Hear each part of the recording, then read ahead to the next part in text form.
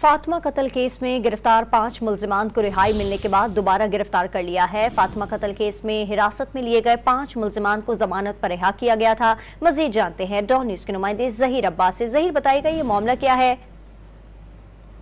जी बिल्कुल, फातिमा कत्ल केस को अब जो है ना एक हंसी मजाक में इस केस को लिया जा रहा है, क्योंकि खैरपुर पुलिस बिल्कुल मुल्जिमान को गिरफ्तार करने में नाकाम हुई और इन्वेस्टिगेशन में भी बिल्कुल बहुत ताखीर की शिकार है, क्योंकि जिसमें 5 इन्वेस्टिगेशन में शामिल थे साबिक SHO, साबिक MS रानीपुर और डिस्पेंसर, जो वाकया CCTV में जाहिर दिखाई दे रहे हैं। उन समेत 5 अफराद को तफ्तीश में लिया गया था, लेकिन वो तफ्तीश अधूरी की अधूरी रह गई और 5 मुल्जिमान को भारी रिश्वत के एवज हमारे जराये के मुताबिक उनको आजाद किया गया था। लेकिन जब ये मीडिया पर, सोशल मीडिया पर खबरें चलने के बाद पुलिस हरकत में आ गई है।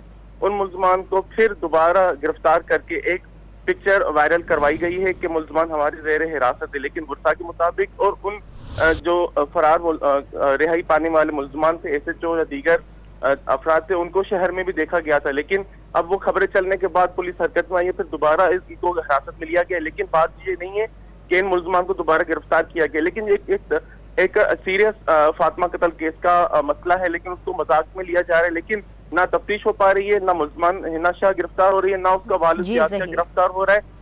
जी।